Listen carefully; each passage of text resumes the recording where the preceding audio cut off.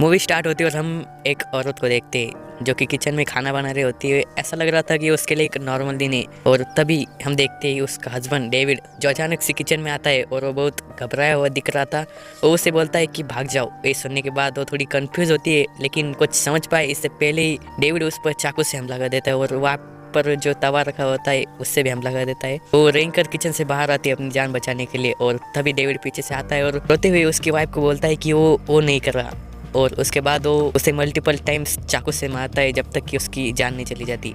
इसके बाद हम एक छोटी बच्ची को देखते हैं जो एक रूम में बंद होती है। उसके बाद हम एक पॉडकास्ट सुनते हैं जिसमें बता रहे होते हैं कि जब पुलिस क्राइम सीन पर पहुंचे उन्हें वहाँ पर डेविड मिला जिसके हाथ में वही चाकू था और वो अपनी वाइफ को बस देख रहा था।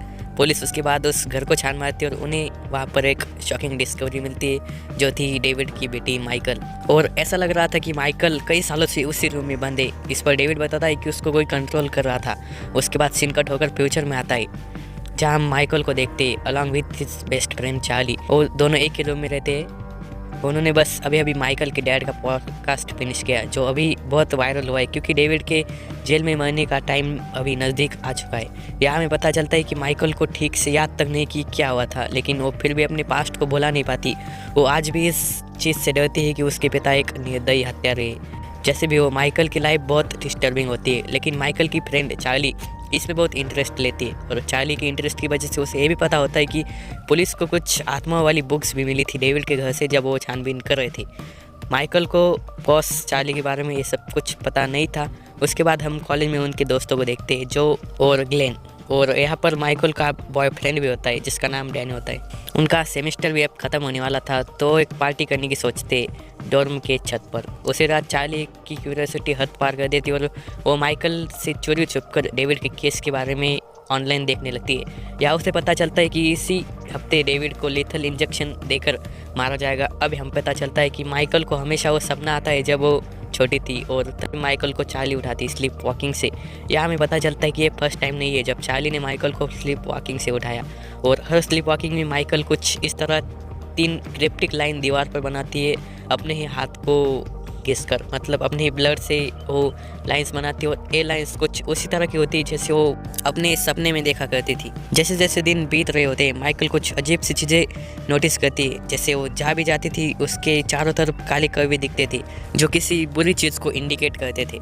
उसके बाद उनका ग्रुप एक लोकल वाइन शॉप में जाकर कुछ अल्कोहल बाय करते हैं। उसके बाद डैनी माइकल को अपने रूम तक भी छोड़ने आता है और गुड बाय कहकर अपने रूम में चला जाता है। उसके बाद जब माइकल अपने रूम में अकेली होती है उसे चार्ली का लैपटॉप से नोटिफिकेशंस की साउंड आ रही होती है। वो चेक करने के लिए जाती है लेकिन यहाँ पर वो एक शौक लगता है उसको ये जानकर कि चार्ली ने उसके स्लीप वॉकिंग के बहुत से वीडियोस बना रखे और वो चेक ही कर रही थी कि तभी चार्ली आ जाती है और उसे घबरा कर रूम से बाहर जाने लगती है लेकिन अंदर आ जाती है कैसे भी करके। और जब माइकल चार्ली से रिकॉर्डिंग्स के बारे में पूछती है चार्ली खुद को बचाते हुए बोलती है कि ये मैंने सिर्फ की सेफ्टी के लिए किया था और मैं हमेशा तुम्हारी मदद करना चाहती हूँ। और वो माइकल को ये भी बताती है कि ये बात सिर्फ हम दोनों के बीच में, तुम्हारा स्लीप वॉकिंग का सीक्रेट किसी को भी नहीं पता। अब रात में माइकल चार्ली और उनके फ्रेंड्स पार्टी के लिए डॉर्म की छत पर पहुंच चुके थे। स्टार्टिंग में तो सब बहुत मज़े कर रहे होते हैं until they become to share stories. और जब ग्लेन बहुत ज़्यादा पी गया था वो माइकल के डैड के बारे में बात करने लगता है और माइकल के स्लीप वॉकिंग हैबिट के बारे में भी। और इसे सुनने के बाद माइकल को बहुत बुरा लगता है और उसे ये भी कंफर्म हो गया था कि चार्ली ने सब सीक्रेट एक्सपोज कर दिए। चार्ली फिर से कहती है कि वो बस उसकी मदद करना चाहती थी लेकिन माइकल बहुत गुस्से में थी। और तभी अचानक से चार्ली के ऊपर कोई एंटिटी हैवी हो जाती है और उसकी बॉडी को अपने हिसाब से मूव कराने लगती है। एट फाइनल वो एंटिटी चार्ली को छत से नीचे गिरा देती है और वहीं पर चार्ली मारी जाती। उसके फ्रेंड्स उसको देखकर बिल्कुल स्पीचलेस हो जाते हैं। अगले सीन में हम देखते हैं कि माइकल उस पुलिस ऑफिसर के साथ बैठे हुए थे जो चार्ली के केस को इन्वेस्टिगेट कर रहा था। तो उसे भी बताती है कि मैंने चार्ली की आंखों में डर देखा और छत से कूदने से पहले और वो डर जो उसकी आंखों में था वो मेरी वजह से था। ऐसा लग रहा था कि वो मुझसे डर रही है। उसके बाद जब माइकल घर जा रही होती है वो नोटिस करती कि कुछ कौवे उसे फॉलो कर रहे हैं। उस रात माइकल बिल्कुल भी सो नहीं पाती क्योंकि वो काले कौवे उसकी खिड़की के कांच को बिल्कुल टक्कर मार रहे थे रिपीटेडली। जैसे जैसे दिन बीतते उसके फ्रेंड्स को उसकी चिंता होने लगती है, खासकर उसके बॉयफ्रेंड डैनी को।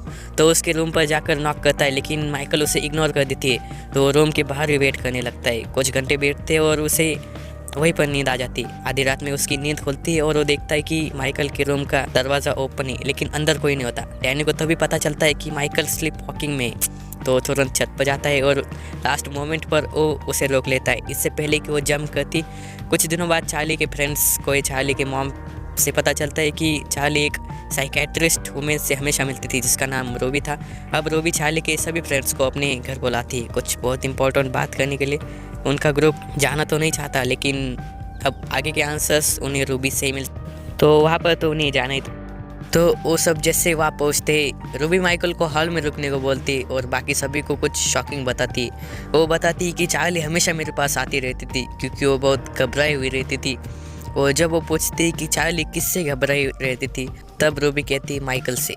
तभी दूसरी तरफ हम माइकल को देखते हैं जो एक बुक देखती है जिस पर वही सेम निशान होता है जो माइकल अपने स्लीप वॉकिंग में बनाया करती थी। अब उस बुक का नाम था कल्ट ऑफ डोलस। तभी वो साइकिक माइकल को रूम में बुलाती और चार्ली के मौत के पीछे की सच्चाई जानने के लिए एक काला जादू करती है जिससे वो माइकल की मरी हुई माँ से कांटेक्ट कर पाएंगे। उनको लगता है कि माइकल की मदर उन्हें कुछ ना कुछ तो ज़रूर बताएगी कि चार्ली के ऊपर किसने कंट्रोल किया था जब वो छत से नीचे। अब काले जादू के दौरान वो आत्मा रूबी को पोजेस करती है और उससे कुछ लिखवाती है जो बहुत शॉकिंग था। एक्चुअली वो था आई किल्ड चार्ली। ये सब देखने के बाद माइकल बिल्कुल शॉक हो जाती है और बहुत गुस्सा भी, और रूबी से डिमांड करती है कि उसे वो जानना है कि किसने चार्ली को मारा। रूबी माइकल से बहुत डर गई थी तो वो ठीक है ओके कहती है, और तभी वही आत्मा अगेन रूबी से लिखवाती है कि आई एम माइकल।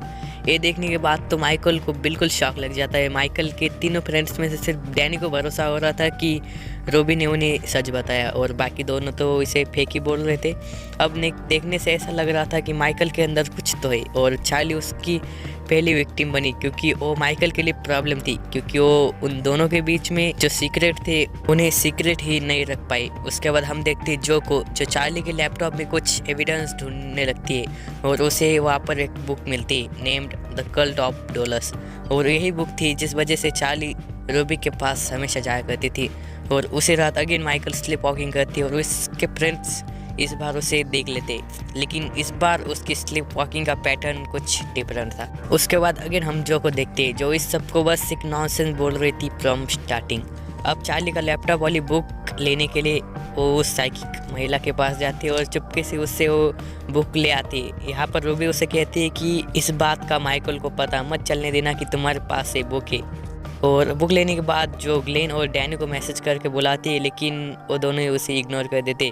ग्लेन तो अपने वर्कआउट में बिजी था और डैनी माइकल के साथ था। अब बिना ऑप्शन के जो खुद ही बुक को पढ़ने लगती है वो लाइब्रेरी में जाती है जहाँ उसके सिवा कोई नहीं होता और वो अकेले ही बुक पढ़ने लगती है। जैसे ही जो बुक में थोड़ा सा डीप जाती है उसे कुछ काले जादू के बारे में पता चलता है जिससे किसी भी आत्मा को हम हमारे वर्ल्ड में ला सकते हैं। और ये आत्मा जिसके शरीर में होती है अगर उसे कोई तकलीफ़ देता है तो वो आत्मा तकलीफ़ देने वाले को तकलीफ़ देती है, और शायद यही चार्ली के साथ में हुआ था। और तभी घबरा कर वो रूबी को कॉल लगाती, लेकिन जब तक वो कॉल उठाती तब तक जो कि बॉडी को डोलस ने अपनी कंट्रोल में ले लिया था। अब डोलस उसे खुद ही पेन को अपने ही पेट में मारने को फोर्स करता है। अब वो सिगरेट जिससे वो स्मोक कर रही थी वो भी उसको किताब के ऊपर गिर जाती है और तुरंत ही किताब जलने लगती है। अब लास्ट में डोलस जो कि चेहरे को उस आग की तरफ पुल करता है और वो इस तरह से एक बहुत डरावनी मौत मरती। इसी तरह नेक्स्ट स्कैन में हम देखते हैं ग्लेन को जिसके ऊपर भी डोलस हावी हो जाता है और उससे जितना वेट वो उठा नहीं सकता उतना उठवाता है और फिर कुछ इस तरह उसका फ्रेश क्रश हो जाता है और वहीं पर उसकी जान चली जाती है। अब दूसरी तरफ हम देखते हैं डैनी और माइकल जेल जा रहे होते हैं क्योंकि माइकल को अपने फादर डेविड से मिलना था और ये इस बात से बेखबर थे कि उनके फ्रेंड्स मारे जा चुके हैं। फाइनली माइकल अपने फादर से मिलती और डायरेक्ट माइकल अपने पापा से पूछती कि उन्होंने माँ को क्यों मारा, लेकिन डेविड कहता है कि मैंने तुम्हारी माँ को नहीं मारा, मुझे कोई कंट्रोल कर रहा था और वो कंट्रोल करने वाला कोई और नहीं माइकल तुम ही हो। यहाँ पर डेविड माइकल को ये भी बताता है कि कई सालों पहले मैंने और तुम्हारी माँ ने एक रिचुअल में पार्टिसिपेट किया था जो कि द कल्ट ऑफ डोलस में बताया गया था। हम उस रिचुअल से काली साए की पावर को पाना चाहते थे, लेकिन रिचुअल में कुछ गड़बड़ हुई और काले साए की पावर की आने की बजाय काला साए ही आ गया। तुम्हारी माँ उसे अपने अंदर लेना चाहती थी, लेकिन उस काले साए ने तुम्हारी बॉडी को चुना। यहाँ पर वो माइकल पर चिल्लाता है कि तुमने ही तुम्हारी माँ को मारा है, तुमने ही मुझे कंट्रोल किया था, और यही वजह थी कि चार्ली अपने लास्ट टाइम में माइकल से डर रही थी।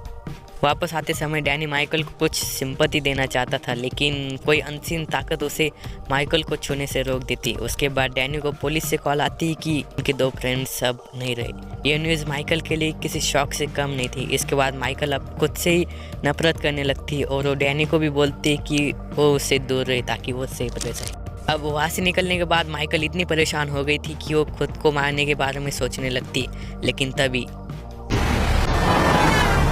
अब मुझे भी नहीं पता चला कि क्या हुआ, लेकिन सब कार्स अपने आप रुक जाते ताकि माइकल सेफली रोड क्रॉस कर सके।